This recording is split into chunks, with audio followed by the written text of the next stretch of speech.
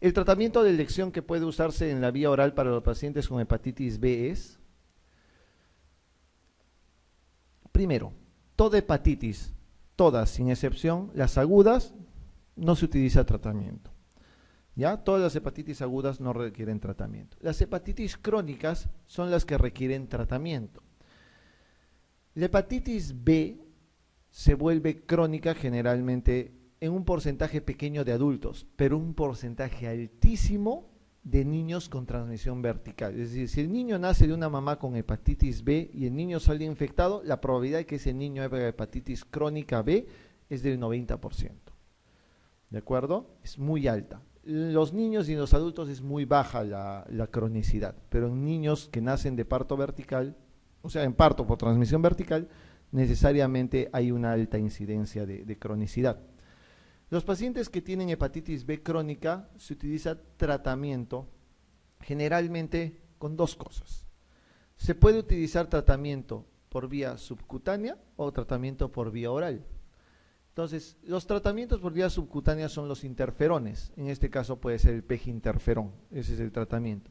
Y los tratamientos por vía oral pueden ser estos: lamivudina, entecavir, adefovir, ¿no? ¿Cuál utilizarían como primera elección? Adefovir. La mayoría contesta lamivudina. ¿Sí? La mayoría quiere contestar lamivudina. Pues eso es algo que se utilizaba hace mucho tiempo. Ya no se usa la lamivudina porque el 70% de pacientes que usan la lamivudina hacen resistencia. El tratamiento de elección para vía oral, ojo, vía oral para hepatitis B crónica es entecavir o tenofovir, cualquiera de los dos, o entecavir o tenofovir. Siempre el tratamiento es por más de un año, siempre, sea peginterferón, sea entecavir o tenofovir, el tratamiento es más de un año. Si quieren utilizar vía subcutánea, utilizan peginterferón. No interesa con eso, o sea, realmente el hecho de usar peginterferón o vía oral es independiente, porque ambos tienen muy buen efecto, ¿no? O sea, tienen la misma eficacia a largo plazo, pero el tratamiento suele ser siempre más de un año, ¿de acuerdo? Dato interesante entonces para que tengan en consideración.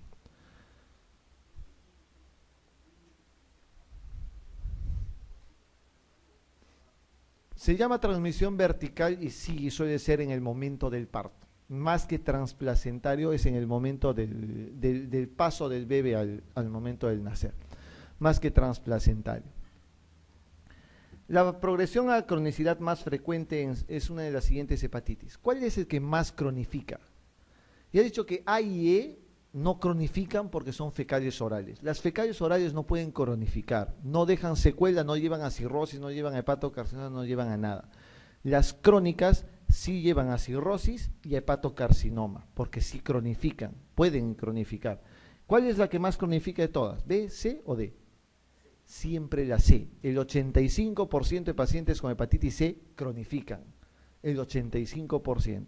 ¿Ya? Eso es bien importante.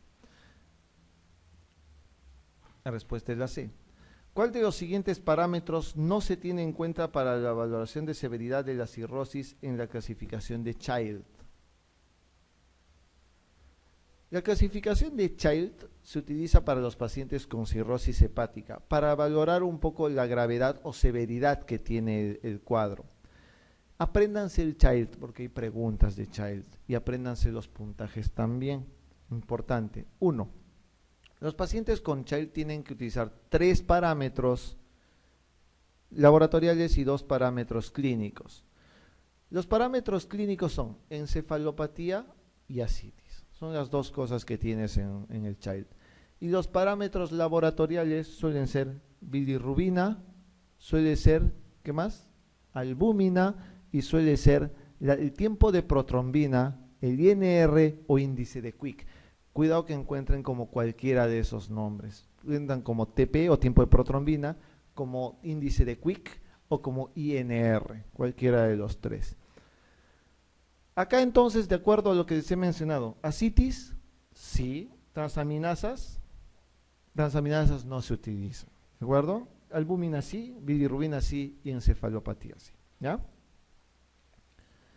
¿El hallazgo de líquido acítico de más de 250 polimorfonucleares es criterio diagnóstico para? Sí les había mencionado, bueno, en la clase, en el ciclo regular, año 2011, año 2012, año 2013, es la misma pregunta. La misma pregunta. 3 años consecutivos, la misma pregunta.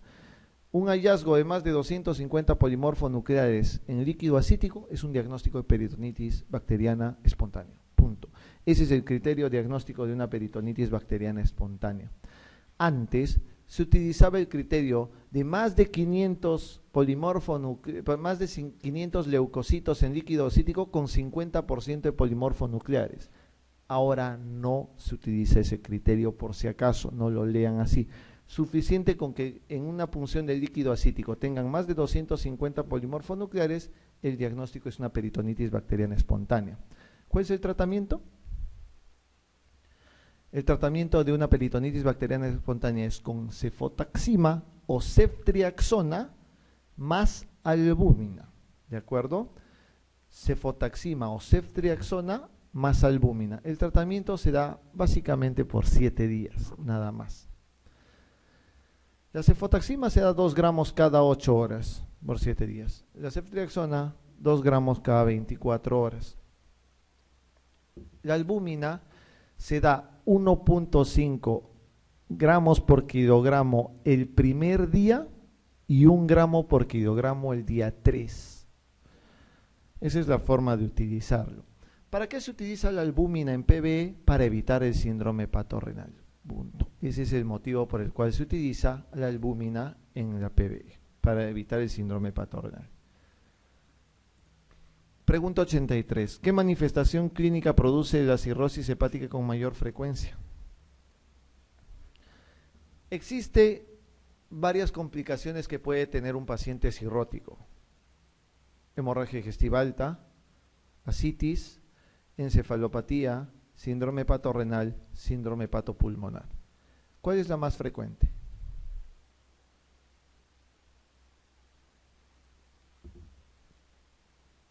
Ascitis. El más frecuente es el ascitis, ¿ya? Obviamente es una variedad de casos. Pueden presentar los 3 a la vez, no hay ningún problema, pero el más frecuente es que presente ascitis, ¿ya? Pregunta 84. Un paciente con cirrosis idiopática presenta ascitis moderada que no está a tensión. Inicia el tratamiento con 40 miligramos de furosemida y 100 de espironolactona, además de una dieta hiposódica. Al 7º día de tratamiento la exploración física es igual, ha perdido 300 gramos de peso y el sodio en orina es de 20 milimoles. ¿Qué harían con ese paciente? Les voy a enseñar algo, les voy a enseñar a manejar la ascitis. En un paciente que tenga ascitis por cirrosis hepática, lo primero que se hace es restringir la ingesta de sodio. Es lo primero que se hace, ¿no? No es diurético, no es paracentesis por si acaso. Lo primero que se hace es restringir la ingesta de sodio. Primer punto. Luego que restringes la ingesta de sodio, lo que tienes que hacer con el paciente es darle diuréticos. ¿Qué diurético? Tal como ustedes han visto acá, esta es la forma de empezar. Furosemida 40 miligramos y espironolactona 100 miligramos. ¿De acuerdo? Esa es la forma de empezar. ¿Cómo valoras si realmente el paciente te responde al tratamiento? Si el paciente pesa 70 kilos, lo que tienes que hacer es pesarlo diario, ¿ya? El objetivo del tratamiento diurético es que tu paciente empiece a bajar de peso. No que le midas el perímetro abdominal, ni estés tocando a ver si ha bajado el líquido acítico, porque de un día para otro no va a bajar, tienes que pesarlo. Y una misma persona lo tiene que pesar diariamente. ¿Cuál es el objetivo de bajar de peso? 500 gramos en un paciente sin edemas y hasta 1 kilo, o sea, hasta 1000 gramos en un paciente con edema periférico. ¿De acuerdo?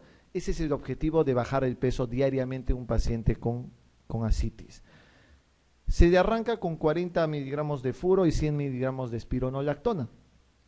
Si un paciente pesa 70 kilos hoy, está con ascitis, al día siguiente pesa 71, al día siguiente pesa 72 y está con este tratamiento, al día siguiente pesa 73, ¿qué harían? Lo que se hace es subir la dosis. ¿Cómo le das la dosis? Si le dabas 100, ahora le das 200 de espironolactona, y si le dabas 40 de furo, le das 80 de furo. 200,80. Vuelves a hacer lo mismo. Revisas 3 o 4 días. Pesas 3 o 4 días. Estaba en 73, al día siguiente está en 73,500, al día siguiente está en 74, al día siguiente está en 75. ¿No funciona? ¿Qué haces? Sigue subiendo la dosis. Le das 300 de Espiro y le das 120 de Furo. ¿Sí? Están subiendo progresivamente. Le das 3 pastillas de Espiro y 3 pastillas de Furo. No funciona, ¿qué haces? Sigue subiendo la dosis. Le das 400 de Espiro y le das 160 de Furo. No funciona, ¿qué haces? 500, ya no. Esa es la dosis tope. 400 de espironolactona y 160 de furosemida. Si este paciente con esa dosis no te responde, eso se llama una citis refractaria al tratamiento. ¿Ya? Esa es una citis refractaria al tratamiento. En otras palabras, es una citis resistente al tratamiento. Si tu paciente pesa 70 kilos, está con ascitis, le das 100 de Espiro, 40 de Furo y empieza a bajar 69,500, 69, 68,500, le mantienes esa dosis y se acabó el problema. Eres feliz. Pero si tu paciente, bacán, ¿no? Va chévere, está bajando de peso y en un momento empieza a presentar taquicardia o empieza a presentar problemas renales, empieza a subir la creatinina, empieza a presentar hipocalemia o empieza a presentar hipercalemia por el efecto diurético, ¿qué harían? Tienen que suspender el tratamiento. Ni lo subes ni lo bajas, le retiras el tratamiento. Ese es otro tipo de anemia, perdón, de terapia resistente al tratamiento o refractaria al tratamiento. Entonces, existen dos formas de que ustedes puedan parar el tratamiento, de citis resistente al tratamiento. Uno, que el paciente ya no tolere la terapia por efectos adversos, o dos, que tú le des dosis topes y no te mejore con nada de eso. Dieta, luego tratamiento diurético, ya saben cómo dar el diurético. Si no les funciona con el diurético, ¿qué hacen? Tienen que solucionar de alguna manera la citis, ¿qué hacen? No punzan, ¿no? Hacen paracentesis y hacen paracentesis evacuatorias. Entonces empiezan a drenarlo vía paracentesis y lo más que pueden sacar sin albúmina es 4 litros. Sin albúmina, 4 litros. Con albúmina pueden sacar lo que quieran, pero tienen que ponerle 8 gramos por litro de albúmina, por litro de líquido acítico drenado. Siempre. Si a partir del 5.º litro ustedes van a sacar más, tienen que ponerle 8 gramos de albúmina para evitar que haga un síndrome hepatorrenal. Porque si ustedes sacan 10 litros sin ponerle albúmina, le queman el riñón completito al paciente, ¿no? Entonces tengan cuidado con eso. Ok, le haces paracentesis, se llena igual. ¿Qué hacen? Se hace lo que conocemos como TIPS o los shunts portosistémicos transyugulares. Lo que se hace es un bypass entre la vena porta y la vena cava. Es un bypass plástico que se pone por vía transyugular. Esos son los TIPS. ¿Para qué sirve eso? Para descomprimir la parte portal, el aumento de presión portal. Y si se descomprime la presión portal, se elimina la vasodilatación esplácnica. Y se elimina la vasodilatación esplácnica, se elimina tanto la hemorragia digestiva como la citis. ¿Cuál es el problema del TIPS? Así es, le produces encefalopatía. ¿Por qué? Porque ese shunt portosistémico evita que pase por el hígado la sangre. Entonces todas las toxinas suben hasta el cerebro y el paciente termina en encefalopatía hepática. Ese es el problema del TIPS. Pero le salvas la contingencia de la citis y de hemorragia digestiva. Esa es la forma de manejar la citis, ¿ya? Entonces, este paciente que le has dado 40 de furo y 100 de espironolactona y ha perdido solo 300 gramos de peso, ¿qué hacen? Aumentas la dosis de diurético. Así de fácil. Pregunta 85. ¿Qué diagnóstico le sugiere un cociente TGO-TGP mayor de 2?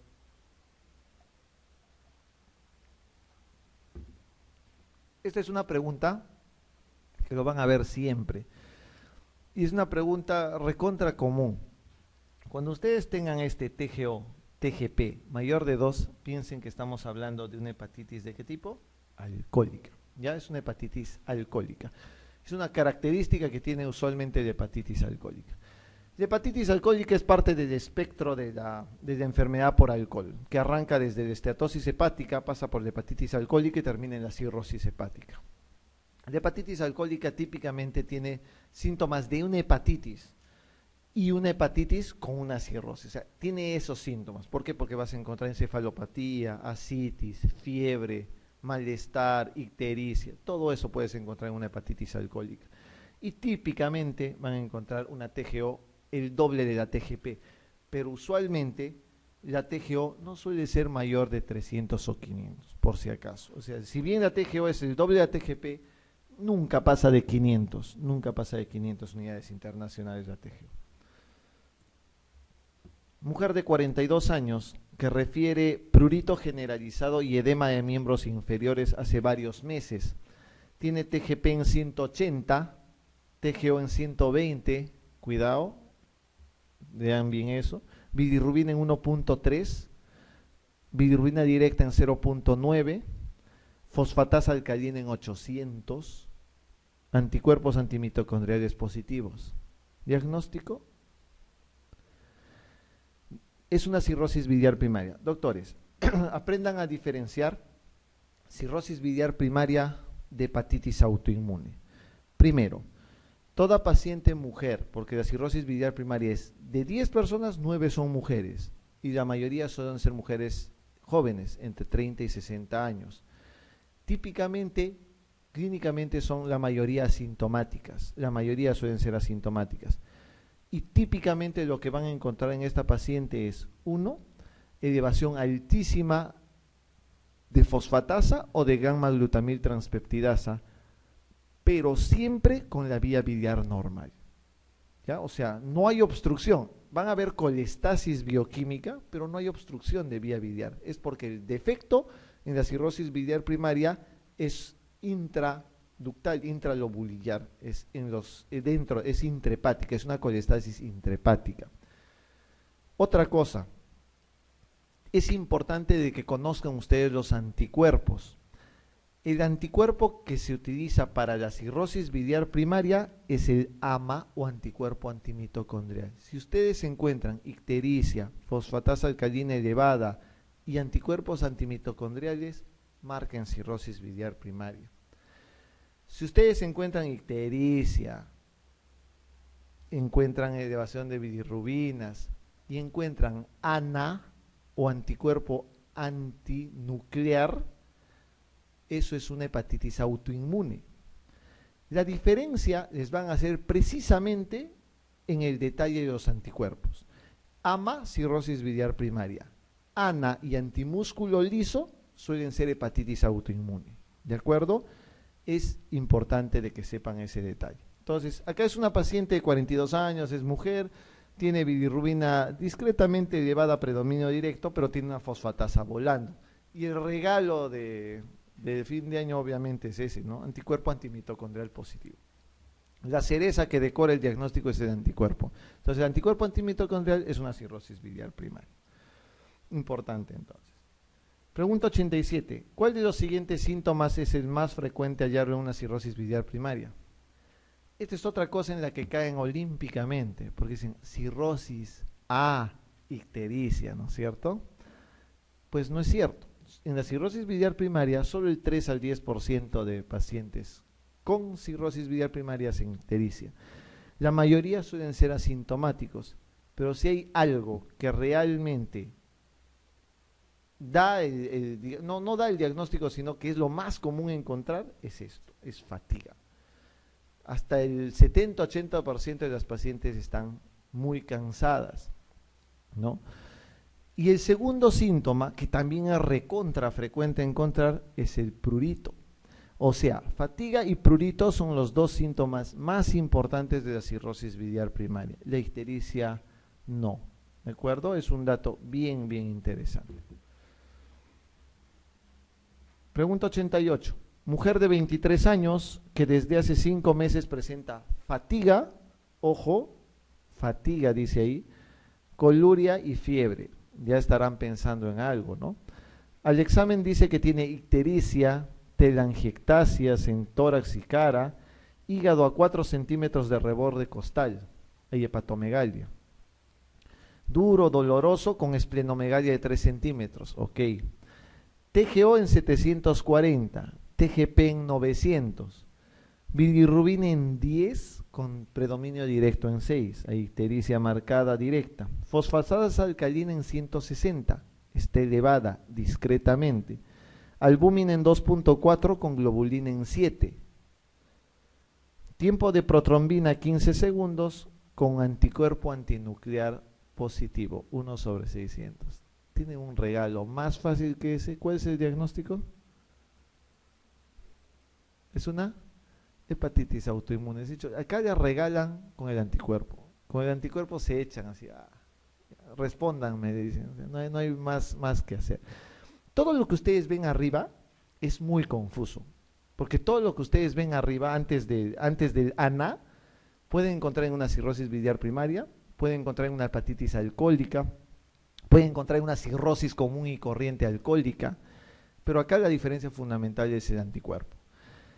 Otra cosa que les ayuda a la hepatitis autoinmune es esto: la albúmina y la globulina. Recuerden que lo normal en una persona como ustedes, común y corriente, es que las proteínas totales estén entre 6 y 8, y siempre ustedes van a tener albúmina más que globulina.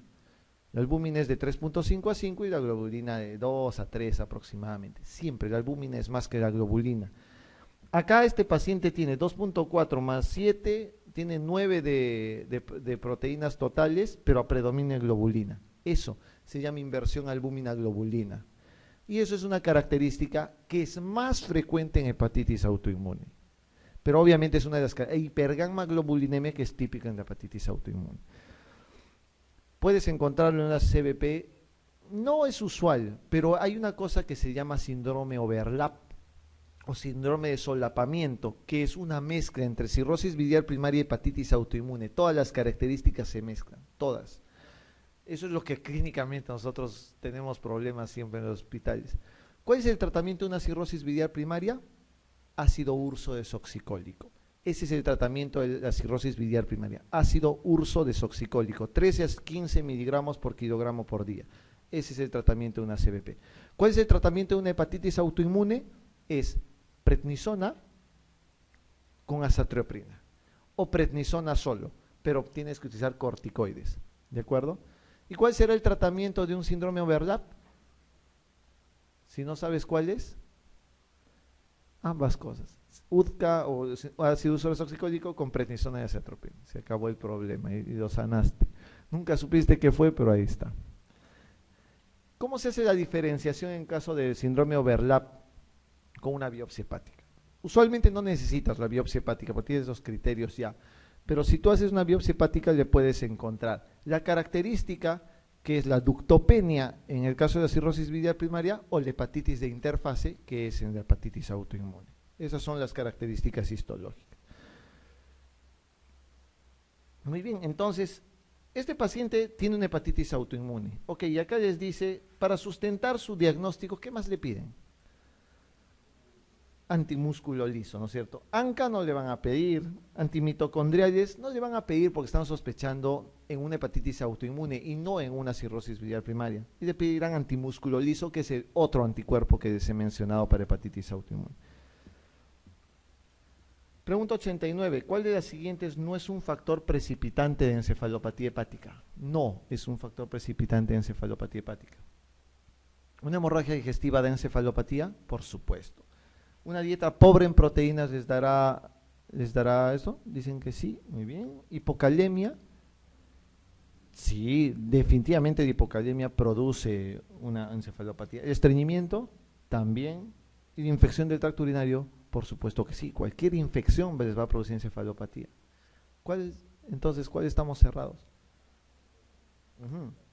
Doctores, si ustedes quieren matar a un cirrótico, llévenlo a comer carne, pues. La dieta hiperproteica va a matar a un paciente con cirrosis, con encefalopatía hepática. ¿Por qué? Porque si ustedes le dan una dieta muy rica en proteínas a un paciente con encefalopatía, las bacterias lo que hacen es degradar las proteínas y lo convierten en urea. La urea se convierte en amonio y el amonio pasa y empeora la encefalopatía. Por eso es que el paciente con encefalopatía y cirrosis no le tienes que dar carne roja nunca y la dieta tiene que ser no hipoproteica, no hiperproteica. Tiene que ser normoproteica.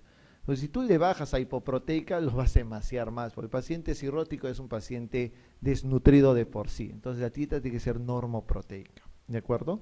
Pero la dieta pobre en proteínas no es un factor precipitante para encefalopatía. Pregunta 90.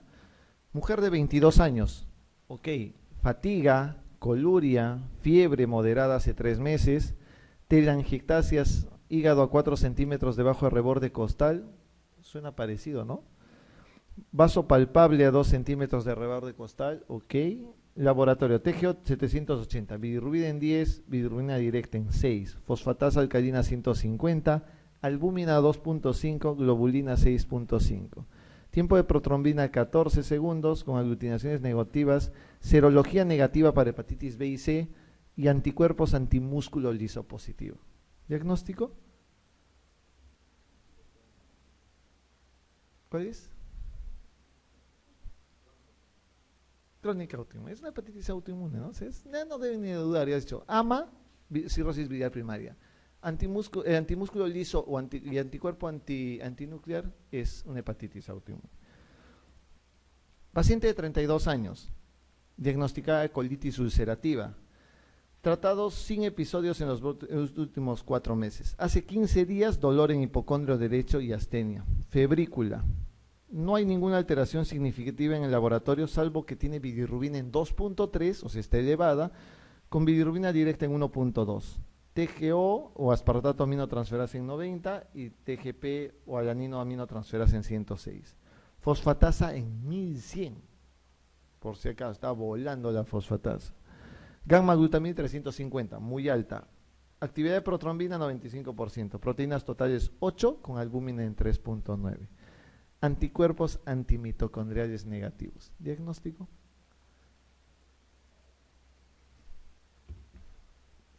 Si el anticuerpo antimitocondrial es negativo, ¿qué descartan? Se descartan la cirrosis biliar primaria. Olvídense. ¿Es una hepatitis autoinmune?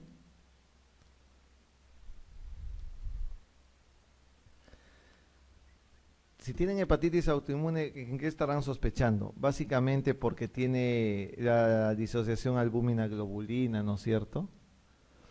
Pero hay algo acá que es grosero, que es la fosfatasa alcalina, que está en 1100, cosa que no hay usualmente en una hepatitis autoinmune. Otra cosa que les debe hacer pensar en, no les debe hacer pensar en una hepatitis autoinmune es que tiene esto, tiene colitis ulcerativa. Así es. Hay una asociación importante entre una de las colestasis intrahepáticas y extrahepáticas frecuente con colitis ulcerativa, que es la colangitis esclerosante primaria.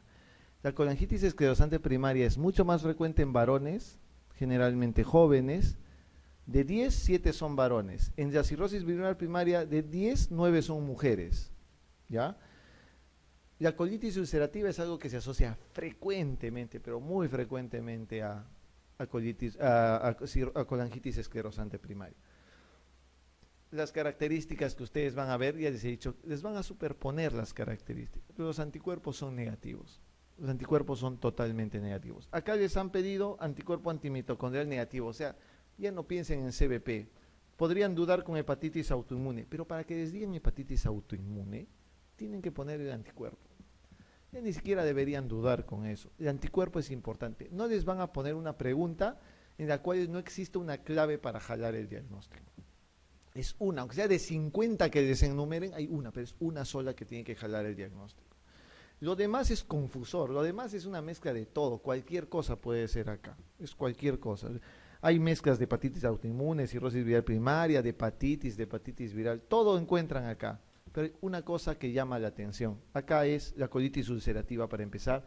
2 es la edad del paciente. Deberían ponerle sexo, no les ponen simplemente para que piensen en cirrosis biliar primaria, por eso no les ponen nunca el sexo. Pero los anticuerpos marcan la diferencia totalmente en este tipo de diagnósticos. Así que ojo con eso. ¿Ya? ¿Cuál es el tumor sólido más frecuente de hígado?